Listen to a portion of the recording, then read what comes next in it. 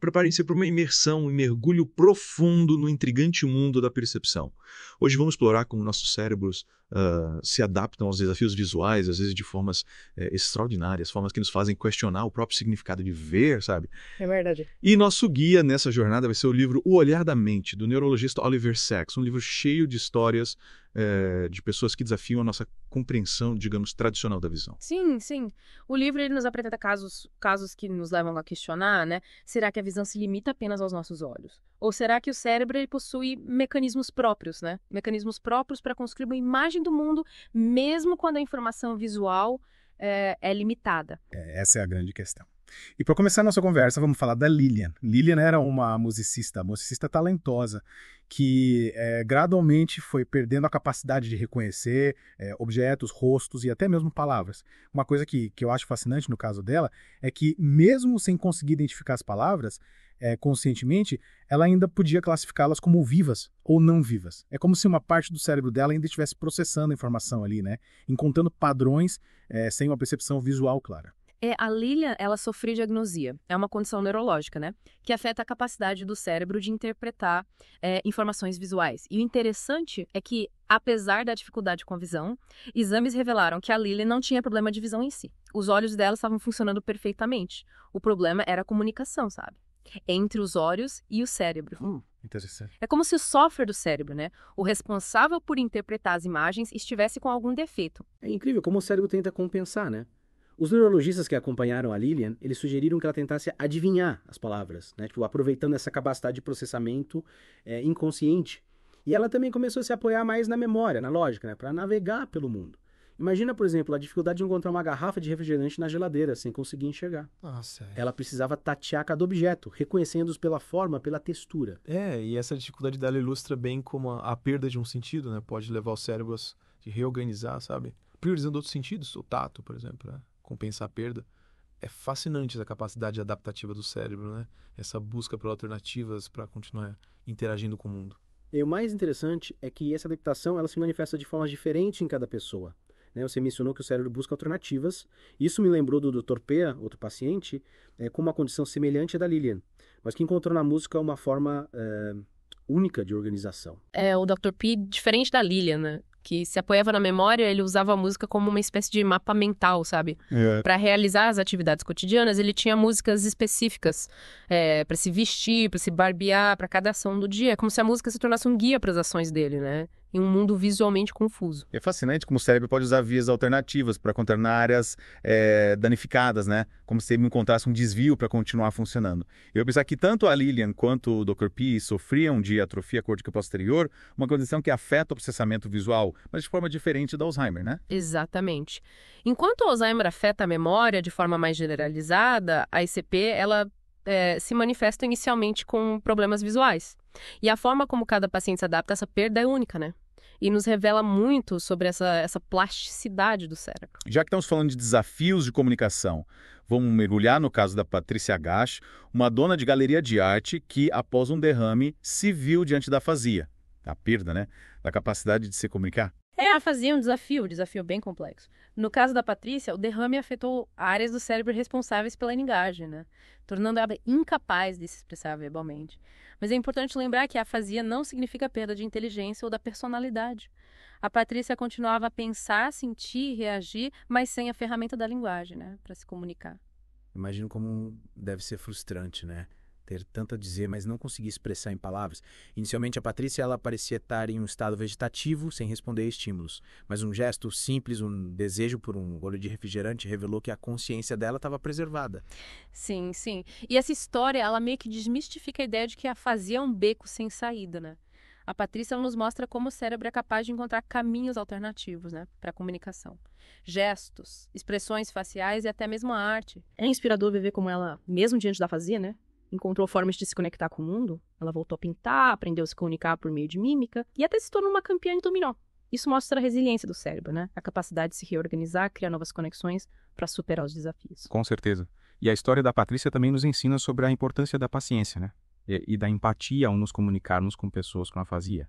Às vezes essa comunicação vai além das palavras. Um gesto, um lar, um toque podem fazer toda a diferença. Falando em desafios de reconhecimento, vamos agora explorar a prosopagnosia. A incapacidade de reconhecer rostos. A prosopagnosia ela é causada por danos no giro fusiforme, uma área do cérebro especializada em processar rostos. As pessoas com essa condição, elas podem até enxergar os rostos, mas não conseguem diferenciá-los, sabe? Ou reconhecer pessoas familiares. É como se os rostos perdessem a sua individualidade, se tornando uma coleção de traços sem significado. Imagina a dificuldade, por exemplo, de não conseguir reconhecer o próprio cônjuge em uma fotografia. Ou confundir um estranho com um amigo próximo.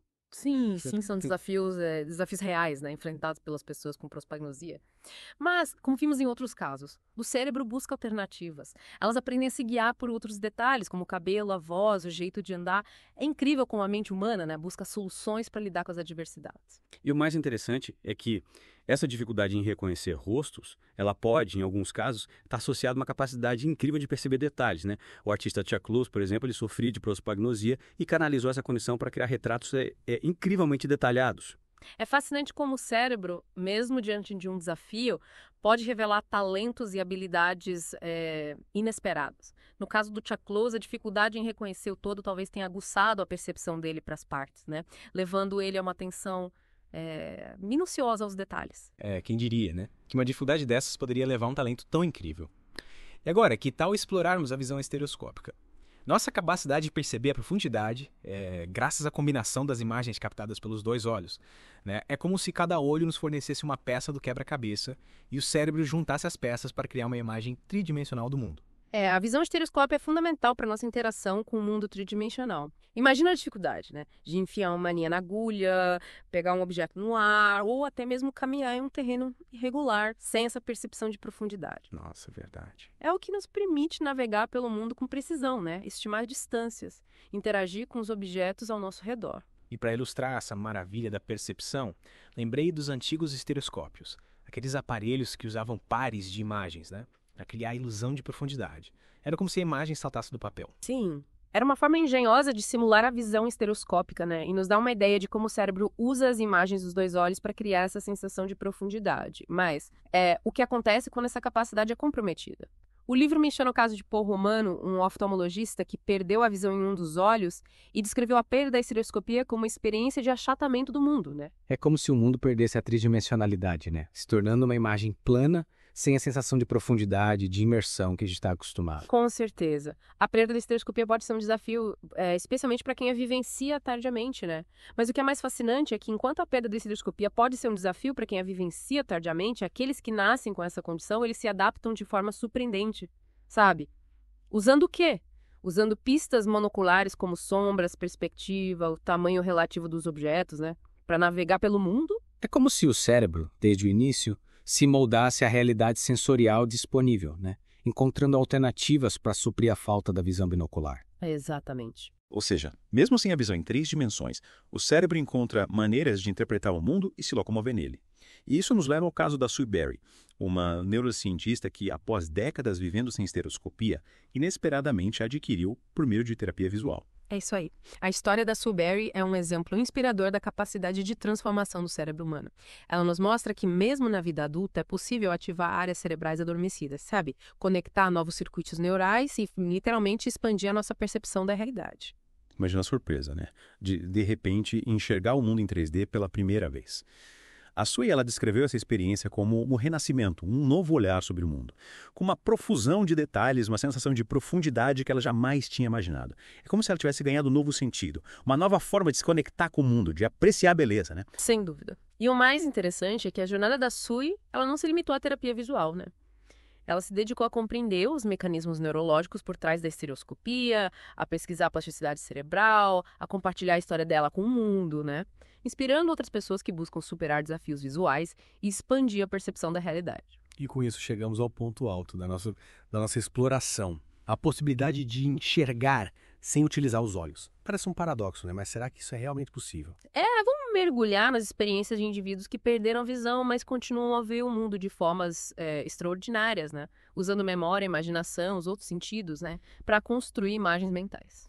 O livro menciona o John Ho, um professor que documentou sua jornada para a cegueira profunda, descrevendo como as imagens visuais, as memórias, foram se apagando, né? Após a perda total da visão. A experiência do John Ho é realmente singular, né? Para ele, a cegueira não era apenas a ausência de luz, mas a perda da própria ideia de ver. Ele chegou a questionar, né?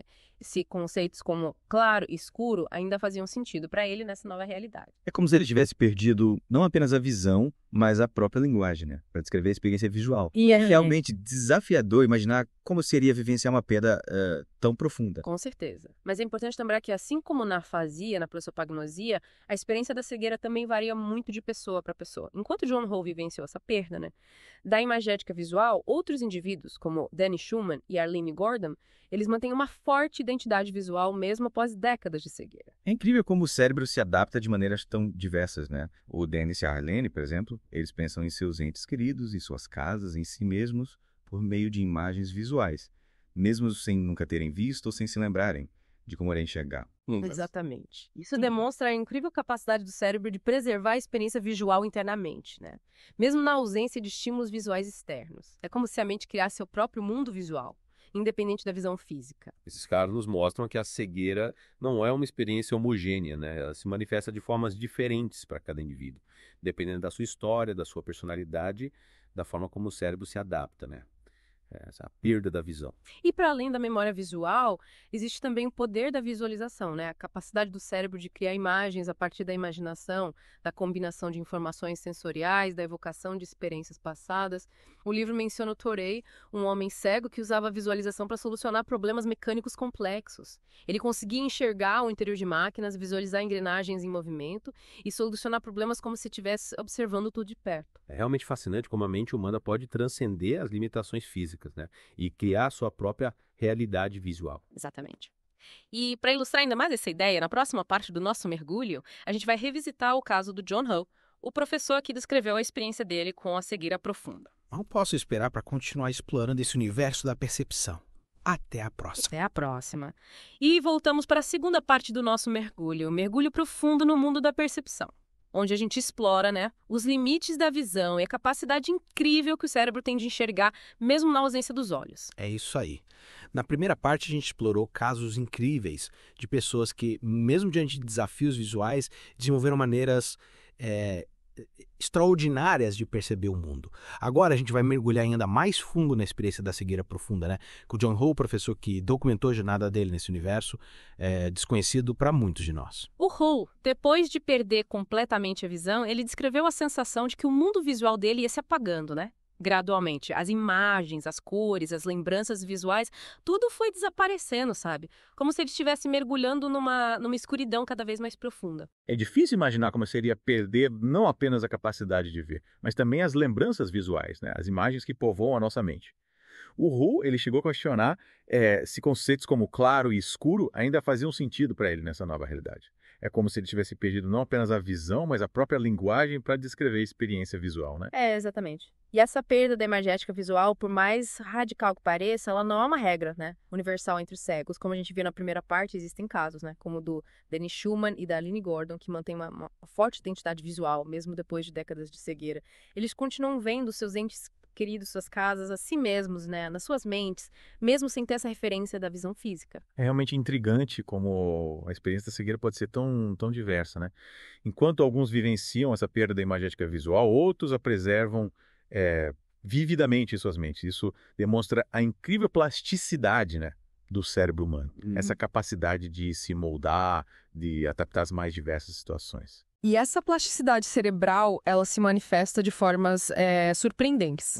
Lembra do caso do Torrey, o homem cego que usava visualização para solucionar problemas mecânicos e complexos. Ele via o interior das máquinas, as engrenagens em movimento, tudo na mente dele, e usava essa visualização para encontrar soluções, né, para consertar os problemas. A história do Torrey é um exemplo impressionante de como a visualização pode ser uma ferramenta poderosa, né?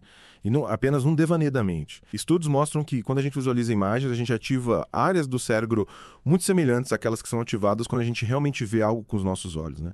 É como se o cérebro simulasse a experiência visual, criando uma representação interna daquilo que a gente está imaginando. Exato. E essa capacidade de visualização, ela é essencial para diversas atividades, como planejamento, criatividade, resolução de problemas. Atletas, por exemplo, usam a visualização para aprimorar seus movimentos, né, a performance. Músicos visualizam as notas, as partituras para melhorar a execução. A visualização é uma ferramenta mental poderosa que todos nós podemos usar para alcançar os nossos objetivos. Mas vamos voltar para o livro Olhar da Mente. O Oliver Sacks também descreve a história do Howard Ingham, um escritor que depois de um pequeno derrame desenvolveu Alexia, ou cegueira para palavras. Ele conseguia enxergar letras perfeitamente, mas elas não faziam sentido para ele, como se estivessem escritas num idioma desconhecido. É um caso curioso, né? O Howard Ingham podia escrever fluentemente, mas não conseguia ler o que ele mesmo escrevia. Isso nos mostra, né, a complexidade do processo de leitura, que envolve diversas áreas do cérebro trabalhando em conjunto. No caso da Alexia, essa sincronia, né? Ela é interrompida. E a pessoa perde a capacidade de decodificar os símbolos da escrita, mesmo que os olhos estejam funcionando perfeitamente. E o próprio Oliver Sacks, ele sofria de prosopagnosia, né? A incapacidade de reconhecer rostos. Ele descrevia, com bom humor, as situações constrangedoras que ele vivia por não reconhecer pessoas conhecidas. E como ele aprendeu a se guiar por outros detalhes, como a voz, o cabelo, o jeito de andar.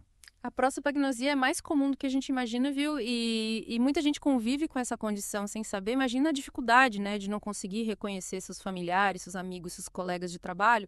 A prosopagnosia nos mostra que o cérebro humano ele é um sistema complexo, né, delicado. E que pequenas alterações em determinadas áreas podem ter impactos significativos nas nossas vidas. E por falar em alterações na percepção, o livro também descreve a experiência do Paul Romano, um oftalmologista que, após perder a visão em um dos olhos, teve que se readaptar ao mundo sem a visão estereoscópica, ou seja, sem a percepção de profundidade. A perda da estereoscopia pode ser bastante desafiadora, especialmente para quem, como o Paul, a vivencia tardiamente. Imagina ter que reaprender a calcular distâncias, pegar objetos, se locomover em ambientes que antes eram familiares, tudo isso sem a percepção de profundidade. O Paul descreveu essa experiência como se o mundo tivesse se tornado bidimensional, como uma pintura, sem a sensação de imersão de tridimensionalidade que a visão binocular proporciona. Mas o incrível é que, mesmo diante dessa perda, o cérebro humano ele encontra maneiras de se adaptar ao Paul, assim como outras pessoas que perderam a estereoscopia. Ele aprendeu a usar as pistas monoculares, sombras, perspectivas, o tamanho relativo dos objetos, para compensar a falta da visão binocular. Esses casos demonstram a incrível capacidade de adaptação do cérebro humano, a habilidade de encontrar soluções para os desafios que se apresentam, e de construir uma percepção do mundo que, embora possa ser diferente para cada um de nós, nos permite viver, e experienciar a realidade em toda a sua riqueza, em toda a sua complexidade. E falando em adaptação, a história da Sue Berry, a neurocientista que, após décadas vivendo sem a visão estereoscópica, adquiriu por meio de terapia visual, É um exemplo inspirador da capacidade de transformação do cérebro humano. Ela descreveu essa experiência como um renascimento, um novo olhar sobre o mundo, com uma profusão de detalhes, uma sensação de profundidade que ela jamais tinha imaginado. Imagina a sensação, de descobrir uma nova dimensão da realidade, ver o mundo com uma profundidade que antes não existia. É como se um novo universo de percepções se abrisse diante de seus olhos. A história da Sue Berry nos mostra que a plasticidade cerebral, a capacidade do cérebro de se remodelar, ela não se limita à infância. Mesmo na vida adulta, a gente pode ativar áreas cerebrais adormecidas, conectar novos circuitos neurais e literalmente expandir nossa percepção da realidade. E com todas essas histórias incríveis que a gente explorou até agora, fica a pergunta, O que mais o nosso cérebro é capaz de fazer? Quais outras capacidades sensoriais, cognitivas, emocionais estão latentes, esperando para serem ativadas e nos conectar com a realidade de formas que a gente jamais imaginou? É uma pergunta que nos impulsiona, a continuar explorando esses mistérios da mente humana. Mas antes da gente mergulhar nessas novas descobertas, vamos dar uma pausa para respirar e a gente volta em breve para a parte final da nossa imersão nesse fascinante mundo da percepção. E voltamos para a parte final da nossa mergulho profundo no mundo da percepção. Nas últimas duas partes a gente explorou histórias incríveis, histórias que desafiam a nossa compreensão tradicional da visão, e revelam a incrível capacidade de adaptação do cérebro humano. Mas será que se resume apenas àquilo que os nossos olhos captam? Essa é uma pergunta que nos leva a questionar a própria natureza da realidade da percepção. Ao longo do nosso mergulho, a gente viu como a mente humana pode transcender as limitações físicas, e criar a sua própria realidade visual. E para a gente finalizar essa jornada, vamos revisitar a experiência do John Howe, professor que descreveu a jornada dele, rumo à cegueira profunda. Na segunda parte, a gente fala um pouco sobre como o Howe vivenciou um processo, processo gradual de perda, não só da visão, mas também das imagens visuais, das memórias. Ele descreveu a sensação, de que o mundo visual dele ia se apagando, como se ele estivesse mergulhando numa escuridão cada vez mais profunda. Exatamente. Para o Hall, a cegueira não era apenas a ausência de luz, né? Era a perda da própria ideia de ver, a ponto de questionar os conceitos como claro e escuro ainda faziam sentido para ele, né? Nessa nova realidade. É como se ele tivesse perdido não apenas a visão, mas a própria linguagem para descrever a experiência visual. E isso me leva a uma pergunta, sabe? Será que todos nós vemos o mundo da mesma maneira? Ou será que cada cérebro, com a sua história, com as suas experiências, com as suas adaptações, constrói uma versão única da realidade? Essa é uma questão que intriga, né? Intriga filósofos, cientistas há séculos. O que a gente sabe é que o cérebro ele não é uma câmera que simplesmente registra a realidade. Ele é um órgão ativo que interpreta, seleciona, organiza, dá sentido às informações que recebe do mundo exterior. Nossas experiências, expectativas, emoções, tudo isso influencia a maneira como a gente percebe o mundo. Então, se cada cérebro é único, né, com as suas próprias conexões, as suas experiências, as suas adaptações, é natural que cada um de nós tenha uma percepção singular da realidade. Isso explicaria por que, por exemplo, duas pessoas podem testemunhar o mesmo evento e interpretá-lo de maneiras completamente diferentes. Exatamente. A realidade que a gente percebe é uma construção subjetiva, moldada pelos nossos sentidos, pelas nossas experiências, pelas nossas expectativas e, claro, pelo funcionamento do nosso cérebro. E essa subjetividade da percepção, ela não se limita apenas à visão. Todos os nossos sentidos e até mesmo os nossos pensamentos e emoções contribuem para a forma como a gente experiencia o mundo. Nossa, isso é realmente fascinante. Dizer que o que a gente considera realidade é, na verdade, uma interpretação, uma versão singular do mundo, criada por cada um de nós. É isso aí. E essa compreensão da subjetividade da percepção, ela nos leva a uma postura de maior humildade, né? De tolerância. Afinal, se cada um de nós vê o mundo de forma diferente, como a gente pode afirmar que a nossa percepção é a única verdadeira, né? Ou a mais correta? É verdade. Acho que essa é uma das grandes lições, né? Que a gente pode tirar do livro O Olhar da Mente e do nosso mergulho no mundo da percepção. A importância de reconhecer a diversidade de experiências, né?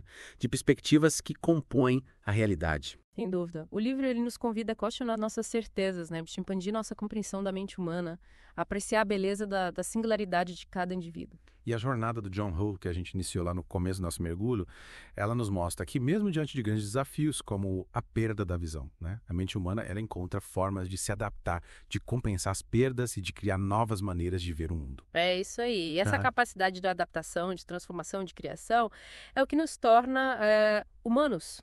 O que nos permite superar limites, explorar o desconhecido e construir um mundo mais rico, mais diverso, mais compreensivo. E assim chegamos ao fim do nosso mergulho profundo no mundo da percepção. Esperamos que essa jornada tenha inspirado vocês a questionar suas próprias percepções, né? A se maravilhar com a complexidade da mente humana e a celebrar a beleza da diversidade de experiências que compõem a nossa realidade. Até a próxima imersão.